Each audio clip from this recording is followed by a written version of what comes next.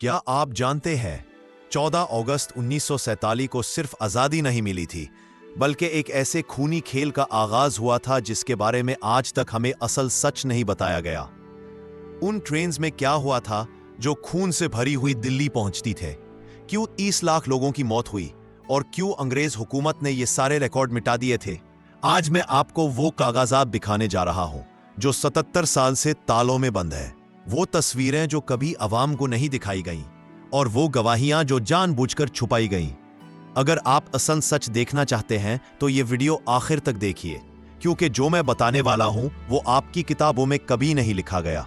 दोस्तों, सबसे पहला झूठ जो हमें सुनाया गया था वो ये कि पार्टीशन सिर्फ हिंदू मुस्लिम दंगों की वजह से हुआ, लेकिन असल सच कुछ और है। MI6 के खुफिया कागजात के मुताबिक अंग्रेज हुकूमत ने मिडिल ईस्ट के तेल पर कब्जा करने के लिए हिंदुस्तान को जानबूझकर 2 हिस्सों में बांट दिया। चर्चिल के गुप्त खत में साफ साफ लिखा था, पाकिस्तान हमारा रास्ता होगा गल्फ के तेल तक। 1946 में जब क्लेमेंट एटली वजीर आजम बना, उसने चर्चिल को एक गुप्त नोट भेजा था जिसमें लिखा था, हमें पाकिस्तान चाहिए ताकि हम मुस्तकबिल के तेल के लिए यूजे बेस बना सके। आपको किताबों में बताया गया कि 10 लाख लोग मरे, लेकिन यूनेस्को की गुप्त रिपोर्ट्स के मुताबिक असल फिगर 30 लाख था। ये कागज सिर्फ 2019 में सामने आए। पार्टीशन के वक्त जो मैस कब्रिस्तान बनाए गए, उनकी असल जगह आज भी छुपाई गई है। क्यों? क्योंकि अगर वो जगह सामने आ जाए तो असल सच खुल जाएगा कि कितने बच्चे, औरतें और बुजुर्ग कत्ल हुए थे। सबसे ज्यादा दहशतनाक वाक़ये उन भूत ट्रेन्स के थे जो लाहौर से अमृतसर और दिल्ली से कराची जाती थी। ये ट्रेन्स भर के जाती थी जिंदा लोगों से और पहुंचती थी सिर्फ लाशों से। और सबसे बड़ी बात यह कि रेलवे के रिकॉर्ड भी मिटा दिए गए। क्यों? क्योंकि उन्हीं ट्रेन्स में अंग्रेज अफसर भी शामिल थे जो दोनों तरफ दंगा करने वालों को हथियार दे रहे थे।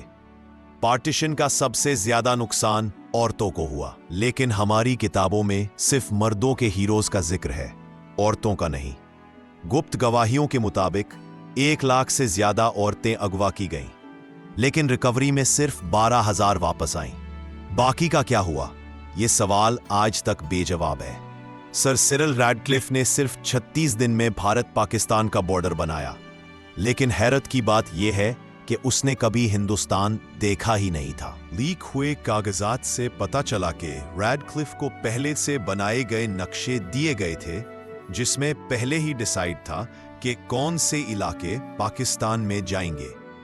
मतलब ये पूरा पार्टीशन एक ड्रामा था। और सबसे बड़ा राज, ब्रिटिश रॉयल फैमिली का डायरेक्ट फायदा पार्टीशन में था। क्वीन मदर के अकाउंट्स दिखाते हैं कि उसने पाकिस्तान में जमीन और कारोबार पहले ही खरीद लिए थे।